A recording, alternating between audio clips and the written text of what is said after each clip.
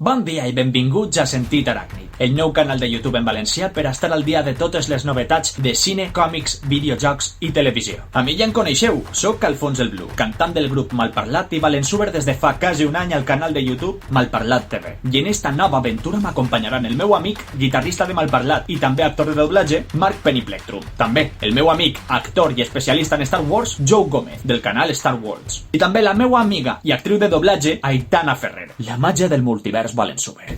Yo he entendido esa referencia. Además, és el nostre primer vídeo i volem començar-lo de la forma més màgica possible, de manera que aprofitem el llançament de Disney Plus WandaVision per a contar-vos tot el que necessiteu saber al respecte. També vos avise que no vaig entrar en spoilers de la sèrie, però sí que vaig a fer referència a pel·lícules que ja tenen els seus anys, de manera que si no les heu vist encara, ja tardeu. Deixeu fluir la màgia, doneu-li like al vídeo i subscriviu-vos al canal per estar al dia de tot. Comencem!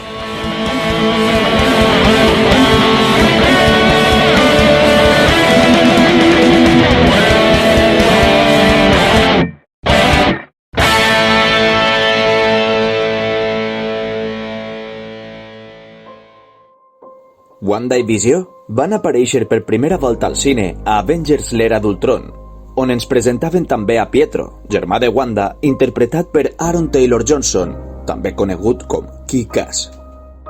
Els drets de Mercuri, l'àlies de Pietro, els compartien entre Marvel i Fox, ja que Wanda i Pietro eren mutants. I a l'univers mutant de Fox, la versió de Van Peters havia agradat moltíssim a les pel·lícules dels X-Men, les quals, per cert, s'han acabat, ja que els drets dels mutants han tornat a Marvel al Disney comprar Fox. Al cine, Wanda es presentava com un antagonista. Un adolescent taquihidra per mans del baró Von Strucker, de qui ja tenim referència a l'anunci del segon episodi de WandaVision, havia sotmès a uns experiments per a millorar-la, atorgant-li poders. Per contra, la mateixa pel·lícula es redimia convertint-se en un Avenger. Als còmics, Wanda i Pietro també van començar com roïns, ja que formaven part de la banda de Magneto, el seu pare. Anem a fer com a que Axis no ha existit. Però van acabar tornant-se bons i entrant a formar part dels Avengers. Per altra part, a l'Era d'Ultron també es narra l'origen de Visió, un robot creat per Ultron en un cos sintètic a partir de l'essència de Jarvis, la intel·ligència artificial de Tony Stark a les primeres pel·lícules, Ultron, Tony Stark, Bruce Banner i la gemma de l'ànima. L'origen d'Ultron als còmics està més vinculat a Hank Pym, però en l'univers cinematogràfic de Marvel no se l'havia presentat encara, i no se'l presentaria fins a la següent pel·lícula, Ant-Man. Les següents aparicions de Wanda i Visió serien a Capità Amèrica, Civil War, on ja es mostren indicis del seu enamorament, i després a Infinity War, on comencen la pel·lícula vivint com a parella amagats de la resta d'Avengers. Si heu vist Infinity War i Endgame, ja sabeu el que els passa als nostres protagonistes. Si no, imagine que vos fareu una idea conforme vaig avançant la sèrie. Endgame posava punt i final a les tres primeres fases de l'univers de Marvel al cine, i WandaVision representa la primera aparició de Wanda després de tot això, i com heu pogut veure, està coprotagonitzada per Visió. A WandaVision trobem un homenatge a la televisió clàssica estatunidenca i ja hem pogut veure referències a sèries dels anys 50, 60 i 70, com per exemple Embruixada. No obstant, darrere de tota eixa familiaritat pròpia de les sitcoms, és obvi que s'amaga un secret, ja que contínuament estan passant coses rares.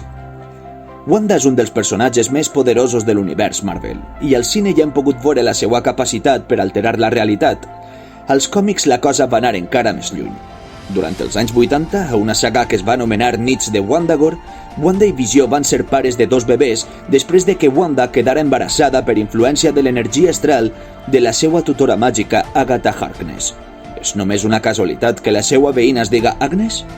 Si tornem a la història recent de Marvel, a principis de segle l'escriptor Brian Michael Bendis va perpetrar Avengers Desunits, una història que ha tingut molta influència en el cine i que va servir de preqüela per a Civil War. Eixa desunió va ser conseqüència de que Wanda perguera el control, acabant amb la vida d'alguns venjadors i consumint el món dins d'una bambolla que portaria de nom Dinastia de M. A Dinastia de M, Wanda havia canviat la realitat de l'univers Marvel, submergint-lo en una bambolla de felicitat on tot el món vivia la vida dels seus somnis. No obstant, passava alguna cosa rara.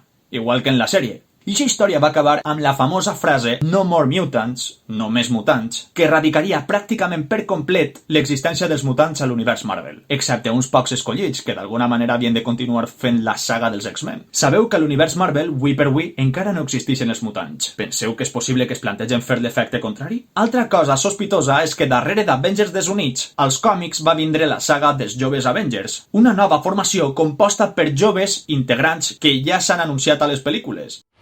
Patriot, confirmat per a Falcon and the Winter Soldier. Estatura, que és l'àlies de la filla de Scott Lang, Ant-Man. Kate Bishop, confirmada per a la nova sèrie de Hawkeye. Iron Lad, la versió adolescent de Kang, personatge ja confirmat per a Ant-Man 3 i del que es diu que podria ser el nou Thanos. Hulkling, qui és de la raça Skrull i tot apunta que ja s'ha confirmat l'actor que l'interpreta a la sèrie. Wiccan, un jove que controla la màgia. I Veloç, qui és superràpid. Ahí ho deixe. Per acabar, una història que també ha influït molt en la concepció de la sèrie, sobretot en el to, és Visió, el còmic de Tom King que narra la història de com el Sintesoide, que ja no és parella de la Bruixa Escarlata, es crea la seva pròpia família feliç típica estatunidenca. I la cosa s'acaba desbaratant. A tot això, als primers episodis ja han pogut veure a Mònica Rambeau, també coneguda com Fotó o la Capitana Marvel dels 80. I també s'ha confirmat que l'agent d'Atlas Jimmy Woo, a qui ja vam conèixer en Ant-Man and the Wasp, i Darcy, la becària de Jane Foster a la saga de Thor, tindran el seu paper a la sèrie. Serà cosa de Sword? Una espècie de derivat de S.H.I.E.L.D. inventat per Joss Whedon als còmics dels X-Men? O potser siga cosa de Mephisto, el dimoni de l'univers Marvel? Molt prompte ho sabrem. Ja ho sabeu, mireu WandaVision perquè és una grandíssima sèrie, i si teniu algun dubte podeu posar-lo per comentaris i tractarem de respondre'l, perquè el coneixement no fa nosa. És el nostre primer vídeo, de manera que vos anime a que el compartiu a qui cregueu que pot interessar, ja que això mos ajudaria a créixer moltíssim. I podeu buscar-nos en xarxes, @sentitaràcnid, i aixina estar al dia de tot el que va anar passant, ja que pròximament pujarem més vídeos. Fins prompte. A veure que m'entere jo. De manera que ara Alfons el Blu fa vídeos friquis per a Sentit Aràcnid? Això he de tuitejar-ho.